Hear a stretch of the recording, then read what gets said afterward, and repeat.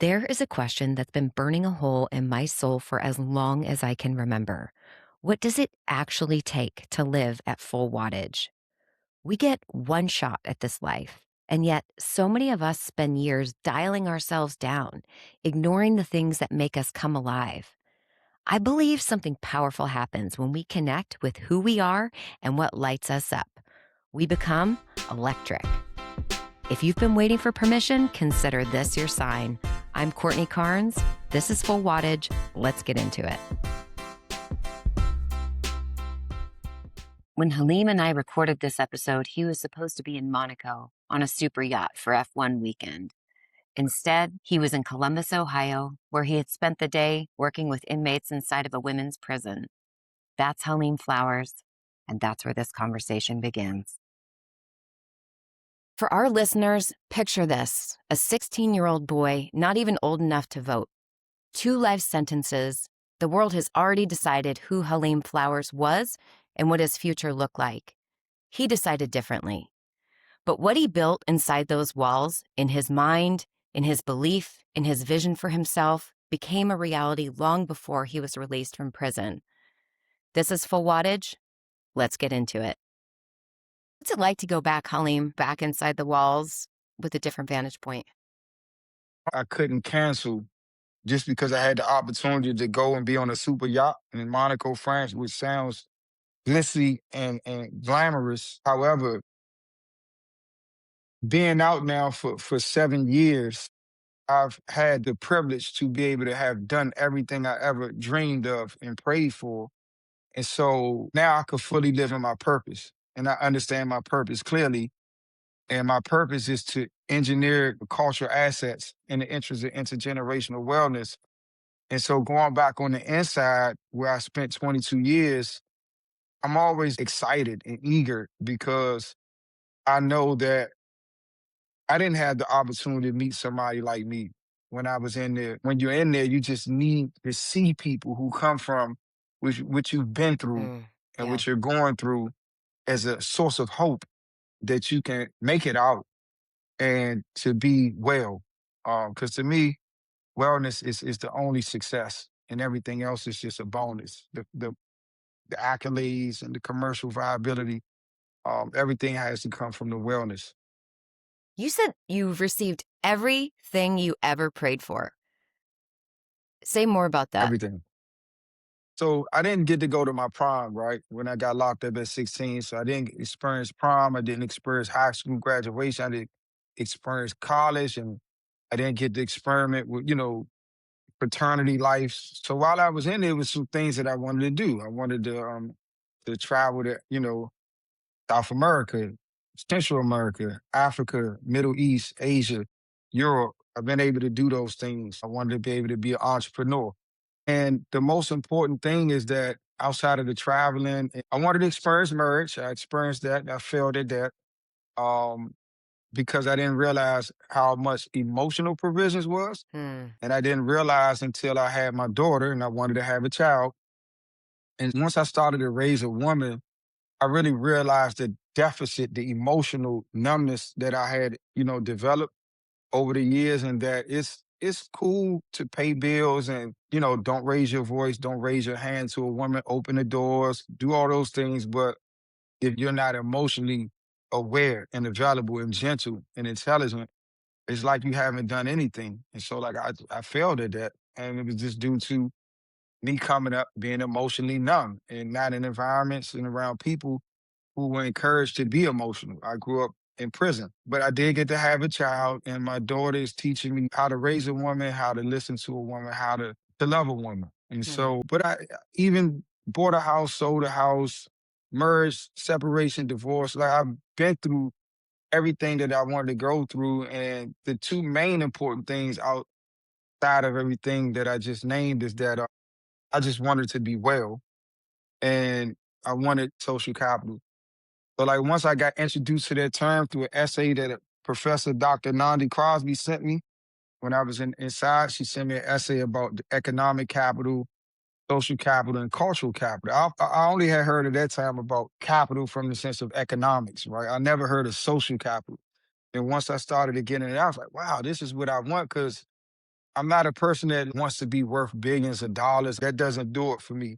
I'm the type of person that's like, okay, if I can access a billion line of credit, then like now I can get into my urban development and add in aesthetics and fine art to low income communities that don't have access. That's what, I would use that for. But yeah, I'm privileged. Like I did everything I wanted to do. I've been everywhere I wanted to go. I didn't go as a tourist. I went for work, or I went as, in scholastic pursuit to learn culture, to have more perspective in my work. And so once you have that type of privilege to realize you've done everything that you really set out to do, then now you can really, really figure out like what's your purpose, get fully committed to that. And like Sheryl Sandberg said, just lean in. Did you always care about beauty, Halim? Was that something that always pulled at you, or did that develop over time? I did, but I didn't know, right? In the sense of like, I came to jail as a kid. So it's like, I didn't like have an interest in the beauty of landscaping and fine art because I'm a child of hip hop. And so being raised in the 80s, the beauty was in urban America was rap hip hop, streetwear, sneakers, sweatsuits, jeans, leather jackets, Gucci shoes. Everything was about the aesthetics of self, right? And the aesthetics of wealth. So everybody wanted to be a dope boy because a dope boy had money, they had cars, they had girls, they had clothes, they had shoes. Even though they might be living in an ugly neighborhood and their apartments may be ugly, but the aesthetics of self was important as a kid. Then when I went to prison, and I started to get around different mentors in there, Italian mafia, Greek mafia, Russian mafia, Polish gangsters, Jewish gangsters, scientists from Palestine, and Crips and Bloods from LA, Mexican mafia, and, Colombian drug lords. But they would all like have these rob reports or these Ocean Drive magazines or Architectural Digest. And that's when I started to get like, wow, like, that piqued my interest into beauty because we would use those magazines and just seeing, Mykonos and Bida and all these different beautiful locations and homes and wine cellars and vineyards. And I was like, oh wow, I just want to experience beauty, but I didn't think that I would be an engineer of it Mm. as I know I can be now. I want to go back to who you were before you went to prison. 16 years old. Who was that young boy? What did he dream of? And what was inside of you at that time that you can recognize and maybe still carry forward today? I think the only thing that's changed is like the commitment to wellness, understanding that. I always played sports. I was working out, but then when I was 12, 13, I kind of got into smoking weed and drinking alcohol, which was taken away from my wellness. I kind of got away from my upbringing with, physical training and sobriety. But other than that, the same discipline. I would wake up early in the morning.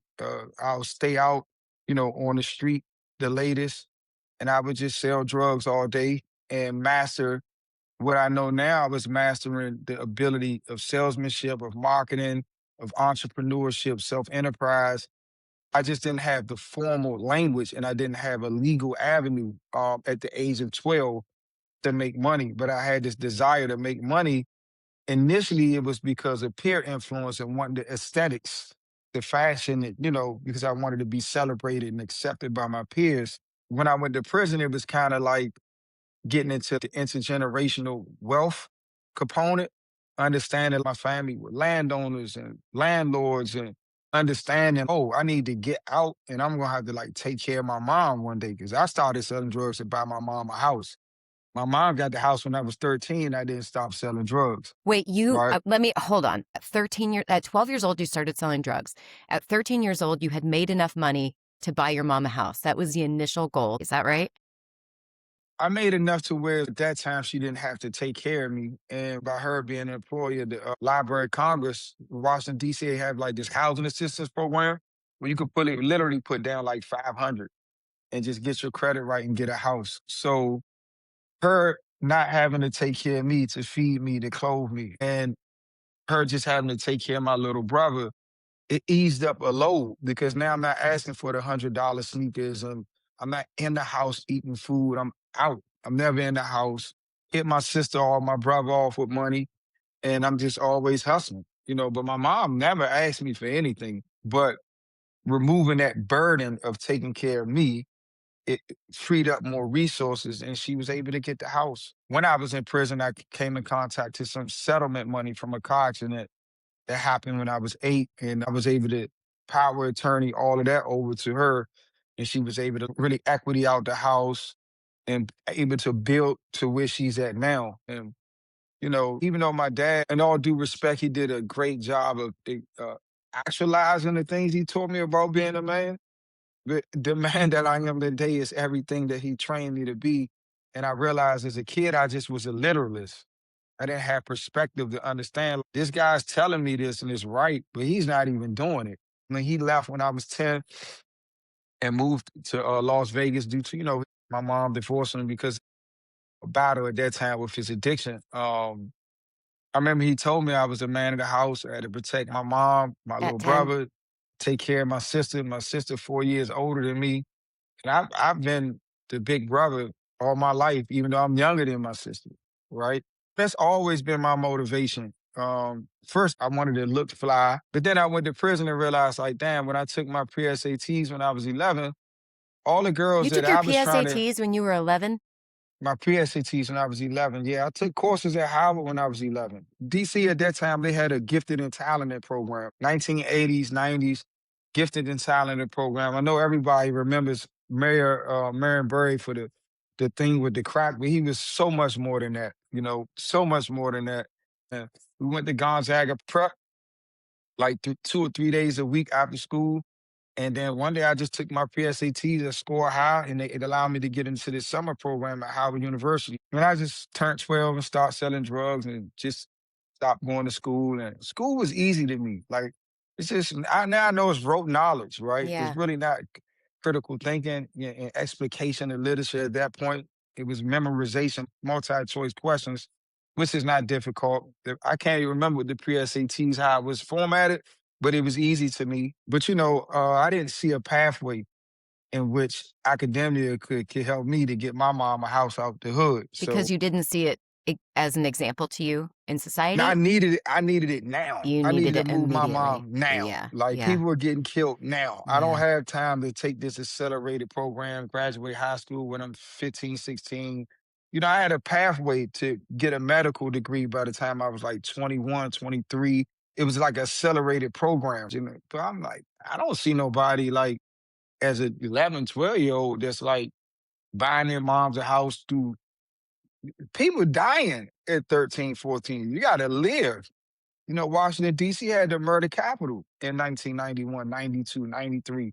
This one, I'm 11, 12, 13. And it's like, I need to make a move now. Like, I might not make it to 16. And I couldn't pretend to understand what that level of stress and responsibility was on you. And when you decided to depart the academic path and move towards life in the streets and making money fast, did you feel like you were leaving something behind, or were you busy moving towards a new reality? Um, I never forget, it's certain, you have certain experiences in life, this is pivotal moments. I remember I was like maybe 9 or 10, and it was a Tuesday night. I never forget. I was hungry. Yeah, had a little stuff in the refrigerator, like some mayonnaise and some, powdered eggs, some powdered milk. Like it really wasn't what I wanted. I want like McDonald's or hot dogs and beans. Stuff that you want as a kid. And I asked my mom, could we go to the grocery store? She was like, we can't go until I get paid. In my mind, I'm thinking you should get paid every day. She's like, no, I get paid every other Friday. I get paid Friday. So I was like, so we don't have no money to get something to eat till Friday? She was like, yeah. I was like, well, why? You get paid every Friday? She like, not every 2 weeks. I'm like, damn, well, how much you get paid? And she was telling me, "Bro, I get this an hour." Then you see, I start asking questions. Back then you can't question adults too much. So, but I never forgot that. I was like, I'm never going to be in position where I need to eat on Tuesday and I can't get money till Friday. And that's been like before I did this interview, I was thinking about how when Jay-Z in his book Decoded, what changed his life, him going to a second or I think a second or third grade teacher home, and she had a refrigerator with a water and an ice machine. And him seeing that Hmm. was enough that he knew, like, I need to do whatever I can do to get more than what Marcy Projects has offered me. Yeah. Because it's people with refrigerators, with water and ice machines. And that informed his whole life. Yeah. The water and the ice machine informed his whole life and opened So up for his me, it was eyes. just the, Yeah. the Tuesday to Friday. Yeah. That was So I it. didn't look at it like I was running away from academia. I'm running towards freedom, Yeah. you know? And so at that young age, I couldn't articulate it like I can now, but I looked at it like what I learned later on in studying business, in college, is the employer-employee relationship is master servant, and it goes back to slavery. And once you look that up in business law dictionary, employee is a master servant relationship, and the master is liable for the servant. And having that vernacular now, I understand that I just never wanted to be, you know, incarcerated economically. Hmm. To where as though if my child is living in an environment where people are being killed, that I don't have the resources to move them out of that community. If my child is hungry on Tuesday, they have to wait to Friday. Hell no. Hmm. No, no way. And that's driving me to this day. You said you didn't want to be incarcerated economically, but you ended up incarcerated physically and economically when you got caught up and then got locked away. Tell me about that journey and who you were going into prison at that time at 16. Initially I thought I was gonna come home. I had the best lawyer in the city, Michelle Roberts, who eventually went to become executive director, NBA Players Union. I was innocent, I wasn't charged with shooting nobody. They just said I was with my friend, and my friend killed someone. And so he wasn't saying that I did it, and I'm not saying he did it. And so I'm like, okay, well, let's go to trial. And I didn't know that when they separated our cases, because he had so many other cases. He had like one other murder, two other shootings. I didn't know that they can take all of the evidence from his case and use it to convict me. So like they found the gun with his print and a car with his certificate. So I'm like, that's not me. The case is that I was with him. I wasn't with him when he did it. You know what I'm saying? But I can't get him to testify because the charges are pending, because it's a murder case and that's pending in perpetuity. And so I went to trial and I lost. And I was like shocked. I just couldn't believe it. I'm like, damn, people really found me guilty. Going into the prison, I come from a community where a lot of young children have received life sentences. As you can see on this piece behind me, it's like the Title 16 right there at the bottom. The Title 16 is the law in the District of Columbia that allows them to charge 16 and 17-year-olds as adults. And And this is a painting that you did of yourself that for those who are listening, yeah, you can't see it, but we'll put a link to it. so I currently have a show at Workhouse Arts Center in Lorton, Virginia. Lorton, Virginia was the city with the prisons for District of Columbia incarcerated citizens. It's now have been renovated into condos, commercial retail space, and an arts center with a museum, studio, and gallery space. And so the same prison where I went to when I was convicted in 98 and given 2 life sentences, this is where my show is at now. The exhibition is titled How to Cage a Butterfly. It's up May 30th through August 8th, and the reception will be July 11th. And anybody want to attend the reception, they can contact me at Instagram at Halim Flowers, and it's at the Workhouse Arts Center in Lorton, Virginia. A very pivotal, important show. And these images of me were taken during the filming of the Thug Life in DC documentary by Blowback Productions. The documentary was aired on HBO in 1998. It won an Emmy Award for Best Documentary. And we're filming a new documentary now, so they're going to come down Lorton and film that reception as a part of the new documentary. I want to go back to where you were found guilty. Go back there and get us into your life in I think prison. I only cried. I've only cried 3 times about being locked up. My first night in there, It's this Brian McKnight song playing One Last Cry. Never forget that. They played the R&B music, Quiet Storm segment from 8 p.m. to midnight. My first Thanksgiving, because I wanted some turkey and stuffing. And when I was convicted, I just mostly cried out of frustration, not out of like fear, because I was innocent. And then I cried one night. This is when I was in the prison in Lorton, and I smoked some weed, and it's like I just felt this depressed Hmm. about like I wasn't working out, I wasn't studying my appellate law for my appeal. I was like smoking and gambling. I wasn't praying. And I realized at that moment, and I talk about it in my book, my memoir. This is in 1999, winter, early winter, like January, February. It was cold. And from that point on, that was a pivotal moment in my life. I started studying for my GED, got back on studying appellate law for my appeal, started back working out, never stopped, worked out since then. And I started praying, 5 times a day, and never missed a prayer since then, since that night. Hmm. And so certain pivotal moments in life, but how I felt back then, just getting convicted, I was just angry, and I knew that I would get out. But I said, damn, it's going to take me some time. Keep in mind, I'm coming into a six-figure settlement. So I'm like, I'm gonna get out, and get this money, I'm this, that, that. And it wasn't the timing. It was the time I had.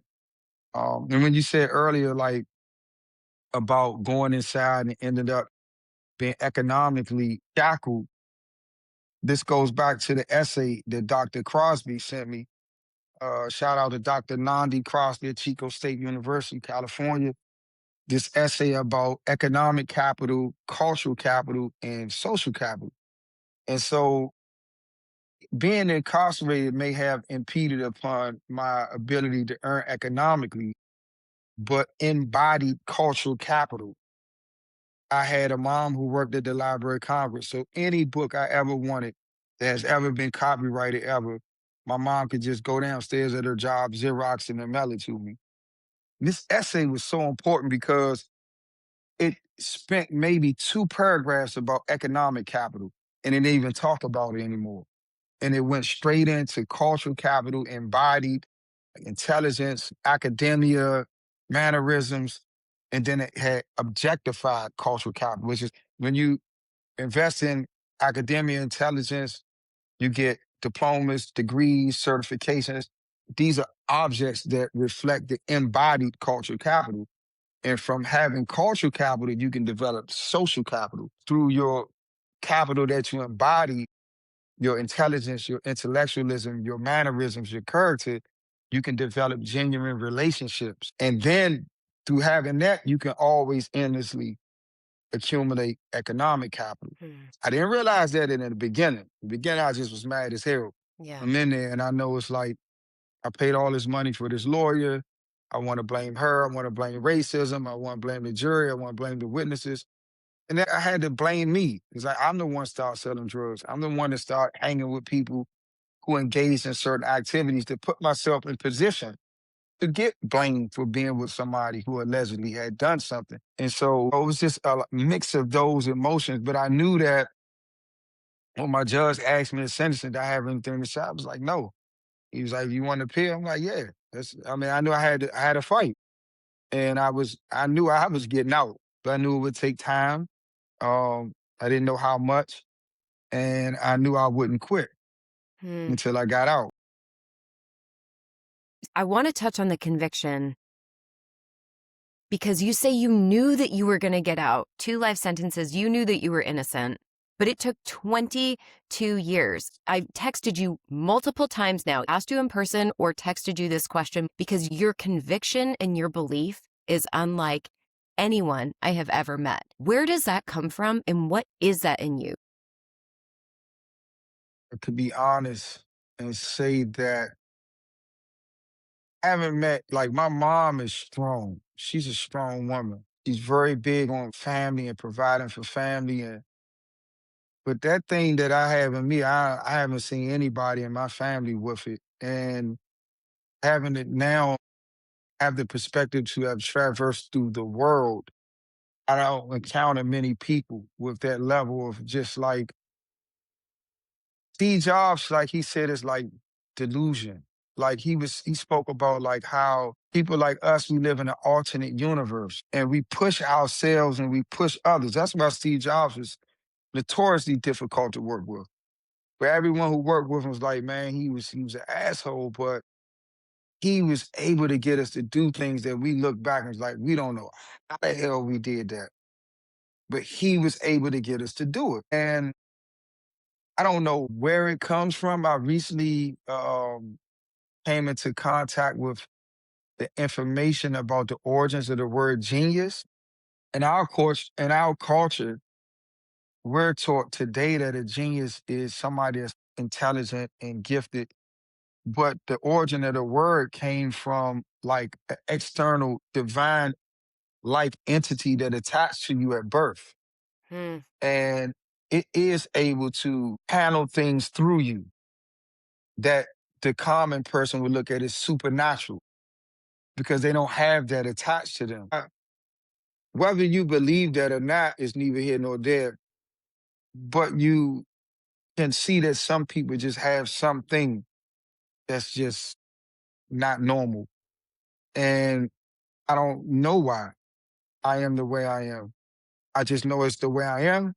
I thought I used to be silly enough to think that it was accessible to everyone, and it's not.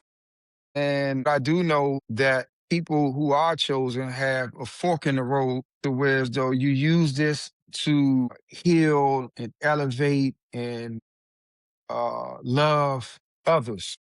It's not for you, it's for others. Hmm. You're just like an S corp, you're a pass through, or you use it just to profit and manipulate and destroy people. It can go either way. And throughout history, look at people that had it. Hitler had it. He had it. He had something inside of him. This little man, when he speak, his voice and his passion, he could move people, but he moved people to destruction. And so I'm just aware of it. And like you said, daily seeking to be better at it. I'm so thankful that I was chosen. And it only makes me, especially now after having have used it. This is what I told the ladies at the prison the other day, because we was going over this book, Mind Over Matter, that I wrote in 2009. It can create portals through life sentences, through time and space in ways that no school or system or professor or curriculum can teach you. But with that great gift, comes a great responsibility of service. Their saying yesterday in the woman's prison was, where I am today is not who I am, right? Yeah. And Yeah. when I spoke, I said, where I am today is who I am because my prophet will have me in Monaco, but my purpose has me here Hmm. because I've already went to all the places that technically that I really, really, really wanted to go to. And I've done it. Royal weddings, art for the queen, family offices, Warner Brothers, Apple, Alphabet, Liechtenstein, Paris, Dubai, been there to show work and to engage in cultural engineering. And so just whatever it is, I don't have a word for it. Different cultures call it different things. I don't know why I have it. I've had it all my life.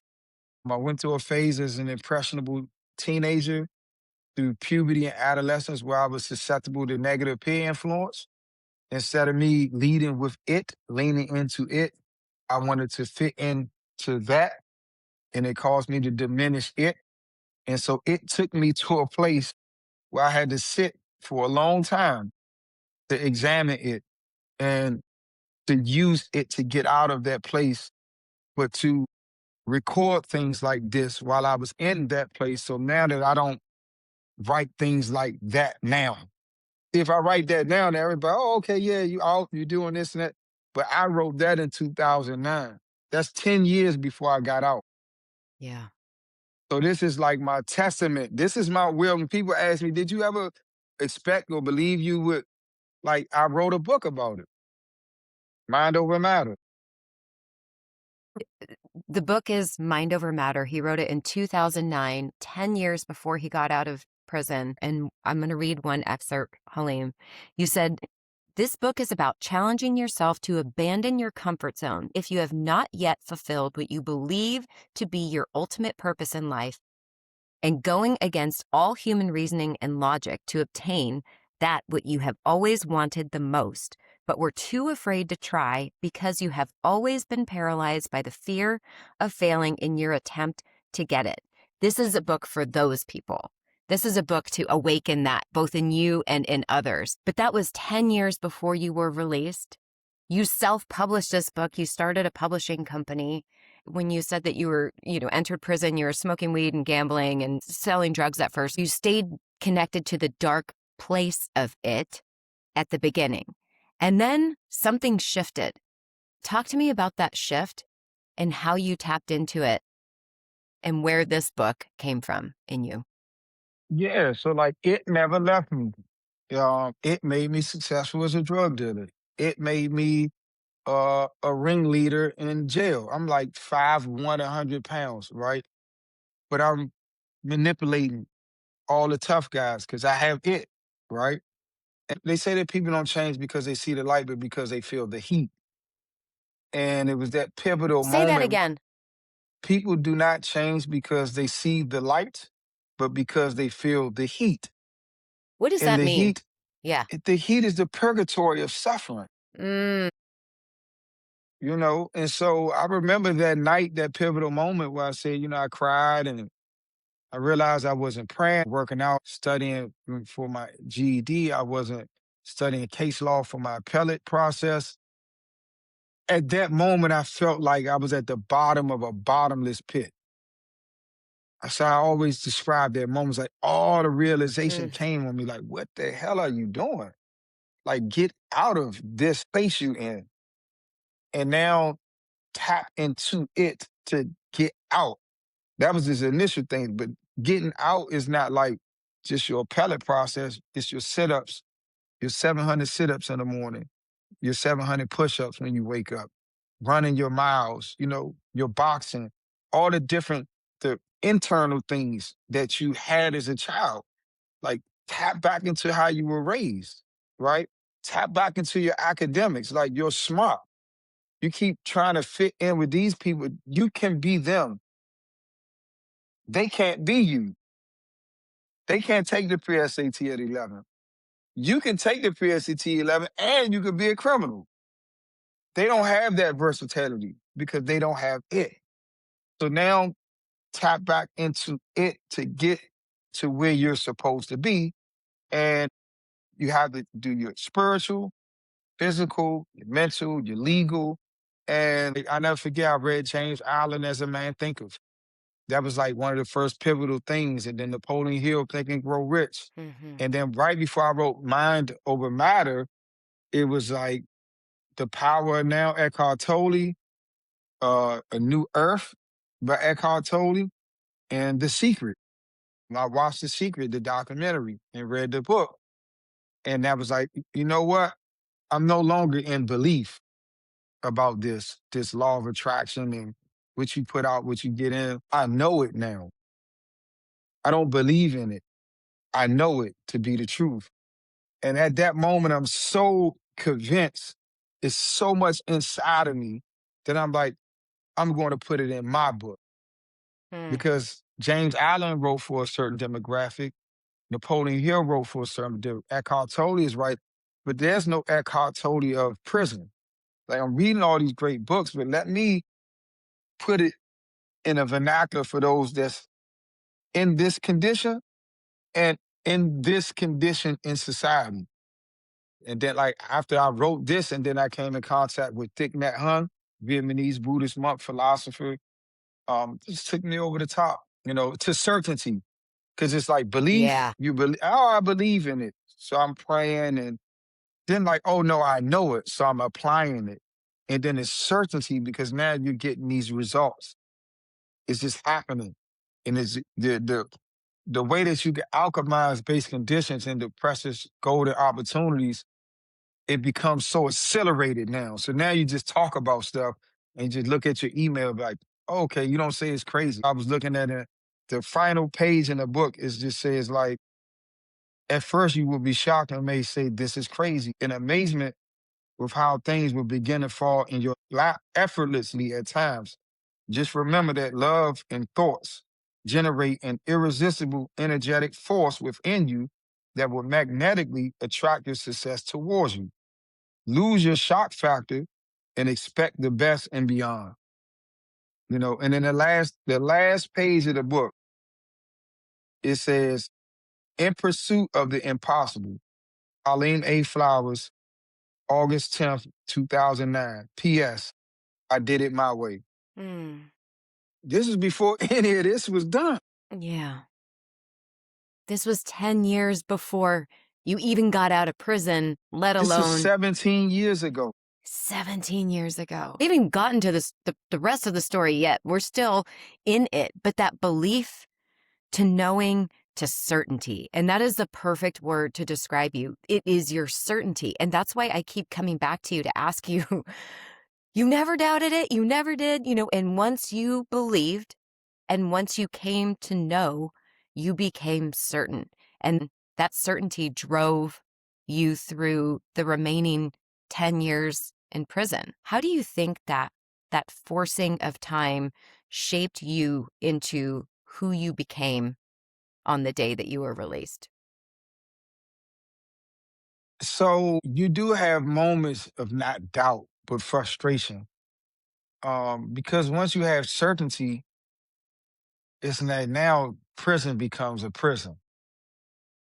Because now it's like, man, I'm supposed to be like in Paris. Everybody looking like what? Like, man, I'm literally supposed to be like in Paris or London. So I'm not supposed to be here. Like, like I understand that I am supposed to be here in the now, right? But I'm so certain as to like who I am, I don't fit in no more. Hmm. And so this is the hard part of now trusting the process. Because like in the documentary in the book The Secret, it says like once you put it out there and you envision it as a ship that was sailing out, and as soon as that certainty clicks, the boat slowly turns around and it just start coming your way. But in the midst of it coming your way, you got to go through storms, blockades. But with certainty, beyond a doubt, that it's coming. But you have those moments of frustration with the pace. And life provides you with Easter eggs in those moments. Somebody will randomly say, like, hey, I check this out, read this article about the cocoon and the butterfly, or read this about lotus. Like, man, like lotus plants, the seed can be dormant for like thousands of years before that moment it decides to start germinating. And you be like, oh, damn, this is what I'm going through. It's the cocoon. It's like, I remember somebody gave me an article about a guy who saw like a piece of a wing come out of the cocoon. He split it open, thinking that he was helping it to get out. And when it got out, it died because the wings wasn't strong enough to fly. In the process of breaking through the cocoon Hmm. is strengthening the wings to fly. So the longer that process, the stronger the butterfly, right? The longer the And process, the stronger the butterfly. I the love higher that. it can fly, the I the love winds that. that it can withstand. Mm. Having a mentor in prison one time, Michael Palmer, who's out now, he walked the yard with me and it was just like big metal, like light thing, like in a field. And it was like water condensation dripping, drip. And he said, you see this? He was like, something is liquid and soft as water. If it continues to hit the same spot of this metal or concrete, it will break through it. And he said, you got to stay like a constant drip. A constant drip will break down the most hardest of things. And so it was those moments like that when I would get frustrated that I would remember that these were telltale signs that people call luck and coincidence. But these just was signs to keep me focused and Mm. patient. Bob Proctor talks about praxis, the integration of belief and behavior. And when you are still locked in a cell, but your mind is free, How do you integrate belief and behavior to shape that reality to which you're headed?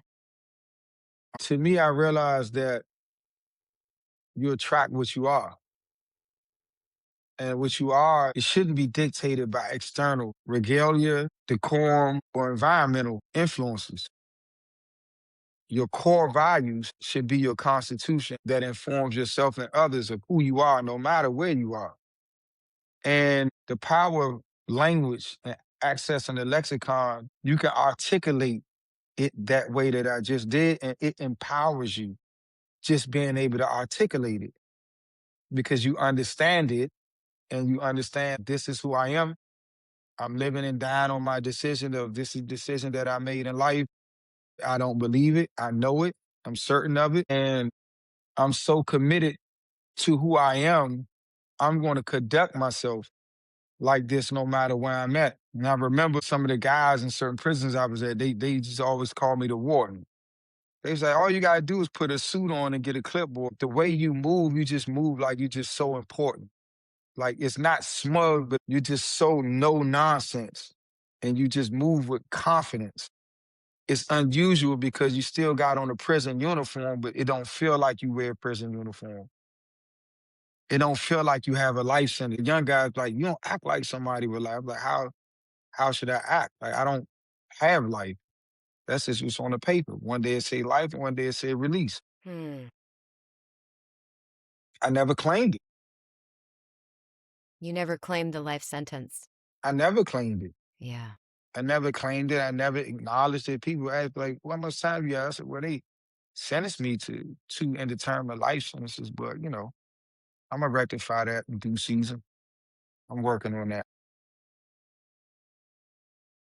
When your belief of your release became a reality that you were going to be released, tell me about how that happened. You had a series of U.S. Supreme Court rulings in relation to children under the age of 18 in relationship to the Eighth Amendment protections against cruel and unusual punishments. Roper versus Simmons, 2005, 2010, Graham versus Florida. No juvenile can get life without parole for a non-murder offense. And then 2000, I think 12, Montgomery versus Alabama. No juvenile under 18 could be sentenced to a mandatory life sentencing. In 2016, Montgomery versus Louisiana, which made Miller versus Alabama retroactive, meaning it applied to everybody who had been in since the 60s and 70s. DC, I was contacted by Murray Kennedy, Public Defender Service, that DC was thinking about enacting a resentencing law for us that got life as juveniles, and that the way the law was written, it wouldn't apply retroactively. And she saw, even though I was in prison, I had like a social media influence from publishing the books. And could I help her get the parents and loved ones of the juvenile lifers to come and testify at the public hearing to not only support it, but to make it retroactive? And I was able to do that with organizations and individuals, and we was able to get the law enacted April 4th, 2017, which was poetic because the reason why they created this new law in 1970 to charge children as adults in the District of Columbia was because of the King riots of 1968. And Dr. King was assassinated April 4th, 1968. And the law was enacted April 4th, 2017. I was a 10-person release under that law and was able to be released in March 21st, 2019. And everything that I'm doing now, I was prepared to do. And I pretty much haven't wasted time just being everything that I wrote about. You have not wasted 1 second. It's hard to believe that you've only been out 7 years. When you walked out, what happened? And what did you build first? Hugged my mom, went to my mom's house, got something to eat. So many people in the family, friends, came through. I got my iPhone, I got my MacBook. And the first thing I really started to build was the social media presence because, I'm always chasing social capital. And YouTube is the invaluable visual encyclopedia. And once I tapped into the podcast, oh my God, it's like a drug addict, Mm. just an endless supply of drugs. If you're a nerd like me, it's I feel like I'm in heaven. It's so beautiful. It's just such a beautiful time to be alive. I know we have challenges, top down, bottom up. However, we have no barriers to information to develop solutions to the things that we see to be ills and grievances with society today. Will it work? You never know, but you have access to information and people. Like I literally can create a Zoom or streaming. It could be Instagram live, and I can have people from all over the world brainstorming, creating a think tank on solutions to the world, and get real life qualitative data feedback. It's it's up, it's up from here. What I love about you, Halim, is that where other people see obstacles, you see opportunity endlessly, and you see wealth everywhere, wealth of resources, wealth of capital, social capital. And that eye towards wealth, abundance, opportunity, and solutions is inspiring, and it propels you and continues to shape the work that you're making. I think also, where do I get that from? Being American, Americans are different. We literally believe that we can do anything and we get it done. That kid who was seeking to sell drugs at the age of 12 was trying to solve a problem and provide a convenience. The problem is, I was told at the age of 10, I got to protect my mom, my brother, and my big sister, right? We live in a community with gun violence is daily, and we have the highest murder rate per capita of any city in the country. So I need to move. The solution is I need to do everything I could do to expedite the movement. So once I do that, it provides a convenience to my little brother and my mom of safety. We can make them more efficient. And then that provides an experience, an emotional experience of just happiness in the home because my brother didn't have to grow up like me, hearing gunshots every night and getting down on the floor. That wasn't a reality for him. By the time he was of age, we was living in a nice community, in a home, not an apartment building, not somebody upstairs or downstairs making noise. And I realized that now, as I articulate that today as a cultural engineer, one who engineers cultural assets, be it fine art, fashion, sculptures, paintings, sneakers, hoodies, music, poetry, books, documentaries. I'm providing a solution to a problem. So I'm seeking problems. Mm. That's me. Mhm. I'm looking for problems. I'm not looking for solutions. I engineer solutions with authentic storytelling and development of cultural assets. And I'm looking to provide the most visceral emotional experience of the highest value. Mm. How does that translate into you being an artist? I want to remind everybody listening that you didn't pick up a paintbrush until 2020, and you are selling your art on yachts to billionaires to some of the biggest, most wealthy, most iconic names in the world. But you didn't pick up a paintbrush until 2020. How does all of that translate into you being an artist?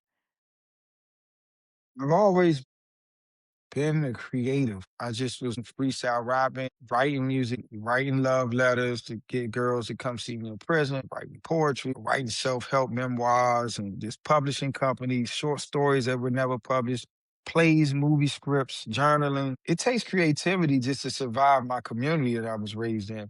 You had to be very strategic in which alley to walk down, which street to cross, at which time, which locations not to, what swimming pools you can go to, what colors you can't wear. So, all these things is from the age of 0 to 10, just surviving. So I think when I picked up the paintbrush when I turned 40, it just was not a difficult task for me to be creative because I've been creative for so long. But I think what prevented me from beginning the journey earlier is because I didn't understand art, right? And I tell people you can learn art, but you can't learn creativity. And being able to take that history of creativity from surviving and creating a self enterprise in the streets at the age of 12 in one of the most dangerous cities in the country, navigating prison as an undersized, incarcerated child in adult jails and prisons, surviving that mentally, not cracking, not leaning into drug, alcohol abuse and destructive behaviors because of hopelessness. That's a form of creativity that if you can do that, if you can master the skill to heal, there's systems only built to correct. That's why they're Department of Corrections. If you can master the skill to heal, you'll never have problems making money. When I meet the princesses, the kings and queens of Europe, the Rothschilds and the Rockefellers, and the newly minted billionaires, right? They don't like just buy the art because of like just the aesthetic of it. They really take an interest into me. And though they may have the prestige of the name and access to a lot of material capital, a lot of them not happy. And they're amazed at how joyful and happy I am. And initially they think it's an act. And so they'll invite me to their residences in Montana, Aspen, Colorado, Switzerland to come hike because they want to walk and talk. They want to see like, when are you going to take the mask off? And they just see like, damn, this is genuinely you. Like how does happiness and joy and gratitude elude me? And I've been so privileged for generations. And you went through the worst of things and you have the one thing that I can't buy with money, and that's joy in perpetuity, irregardless of any circumstances. You'll be in the rooms with some of them, what people believe are the most powerful people. They just have money. They're not really powerful. But as long as you attach power to money, then they are famed to be powerful. The privilege of an artist is we get to dine with kings and paupers in an intimate way, and they reveal things to us that they'll never reveal to their peers. That's the privilege of being an artist. That's beautiful. So many people struggle with that certainty and conviction and being able to name that big thing that you talk about at the beginning of your book. Even just to name it makes people nervous. For someone listening right now who has more resources, physical freedom, more tangible opportunity than you had when you were in prison, but still don't believe that it's possible for them or don't have the courage to say what they really want, what would you say to that person? I think the power to define is what cripples most people. We live in a world where we have systems and institutions that dictate value to us. And we make value synonymous with worth, price synonymous with value and worth. You have the ability to self appraise and to self define value and worth. Like they'll tell you your house is worth this. And the only way they can measure it is in a dollar amount. But the dollar is a fiat currency instrument, it's a debt instrument. It's not something that has value in use. It only has value in exchange. And so when you allow others to dictate to you what is valuable and what is not, what has worth and what doesn't, it imprisons you to fear and doubt. Fear and doubt is a paralysis to stay in your comfortability. Even if your comfortability makes you stressed and depressed, it's more comfortable than trying to define for yourself and articulating that to people with confidence and running the risk of seeming delusional or wrong. And once you realize that everybody is in the same prison, they don't have their own thought, they don't have their own definition, their own constitution, their own system of value or their metrics. And you just decide, hey, I don't want to play this no more. I want to play my game. I Hmm. want to curate my systems of value, my metrics of value, and I want to be free. And I'm willing to pay whatever, even if it caused me to seem unrealistic and delusional. It's okay. I can go back and pull from so many resources throughout history where this person is building an ark and there's no rain, Hmm. and they're saying that a flood is coming. People don't see value in the ark. Taking hundreds of years to build this. Everybody think this person is crazy. They can see something that you can't see. So when the rain comes, oh, now this person is a genius. You think like when Henry Ford and the Wright brothers was like starting with planes and automobiles, and people didn't think they was crazy. They wanted to stay in horse and buggies and trains. Only thing people can see, like, oh, you're gonna get killed. You're gonna die in a plane. Like, you can't fly. It's dangerous. It's like now it's just normal. So it's like you have to pull from those historical references and sources. I can put it in a visual. Go back to the old Apple Super Bowl commercial with a screen and the person running is the 1984 Big Brother, and they just throw the axe hammer into the screen. That's how you gotta look at your fears and your doubts and your naysayers, and you gotta break the screen to be free. Break the screen to be free. That's beautiful. Would your message change to someone who is currently in physical prison? That's what I said yesterday to the people. There are no systems in place for healing. It's corrections and rehabilitation and departments of justice, agriculture, war, and it's no departments of healing. And if they are, they're dire need for more. And I don't think the human experience has the capacity to handle a lot of the new technology where they don't compromise their wellness. And so if you can create pathways of wellness towards intergenerational wellness and healing, you will be invaluable to yourself and others. And that's the same universal message. Don't worry about not being able to see how it's going to get you a following or profit. Just lean into that as a purpose and you'll sustain yourself because you'll be well. And wellness don't cost much. The organic food is a little bit expensive, but the universe will provide. Is there anything that you still want in life that you have not yet said out loud? Yeah, as a culture engineer, I want to devote the rest of my life to extending the luxury of cultural engineering, like fine arts and landscaping aesthetics. That's normally reserved for high income, ultra high net worth individuals, low income communities and spaces where people exist. And I want to master that and I want to provide that. And I'm in the process now of potentially receiving a commission to curate the art in one of the new prisons they're building in New York City.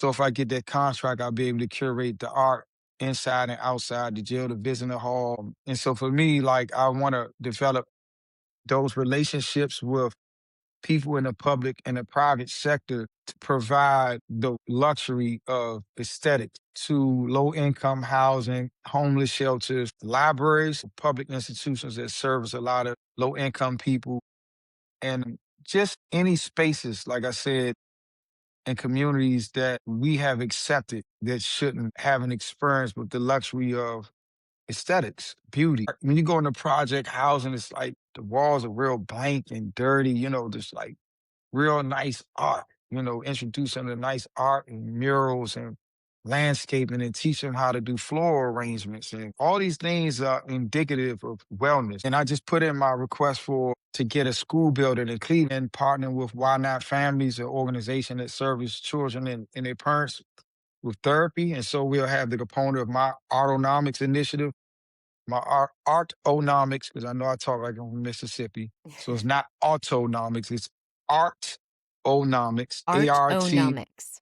like ARTONOMICS, which is horizontal AI blockchain platform that will help creatives in the 21st century to protect, to scale, and to estate plan their intellectual property. Mm. Um, Pretty much just give them the understanding of businesses and how to estate plan it to start really establishing your estate, just like Rockefeller Foundation or the Carnegie Institute. So the examples are there. I don't think just we ever felt worthy of it. Hmm. And so this is what Autonomous is doing. If we get the space in Cleveland, it'll be the first like brick and mortar space for my initiative and partner with an organization that'll provide the therapy for the internal wellness, but then also to use art as a form of wellness, but then not just art for the sake of art, but how do you make a career out of this? And how do you collaborate with different entities like this? I designed this in partnership with the Cleveland Orchestra, the Exhibition Clothing and District Gallery in Cleveland. So just this cap is a testament to creativity, messaging of love, but then also my brand on the back, my logo, but then partnering with a fashion brand, an art gallery, and a historic orchestra institution. So having the ability to not just to be creative, but to collaborate and work in community in a healthy way to create visceral experiences. Where can people find you if they want to learn more? Instagram can like connect you to my website, to my autonomics initiative, my work with the Obama Foundation and other entities. And so it's at Halim Flowers, HALIFLOWERS, and that'll provide the links to the website. Well, get connected to Halim. The inspiration is daily. I just want to celebrate you for building community, validating worth, building foundations, and amplifying and creating beautiful spaces. You're making that possible in communities where it's been left behind previously, both with your art, with your words. Halim, I just want to thank you for being who you are on this planet. I love you as a soul that I get to spin around on this globe with, as a friend, and your resilience, honesty, consistency, and the fact that you continually show up as the man that we hear on this podcast today. I know that your words and your work will continue to reach far and wide. And for all that you've accomplished in your life, I think you've barely scratched the surface. And I'm just honored to be here with you and watching that unfold. Halim, thank you for showing up today. Thank you for joining us at Full Wattage. Thank you. If this conversation landed, please share it with someone who needs to hear it. You can find me online at fullwattage.co or on Instagram at fullwattage.co. See you next time.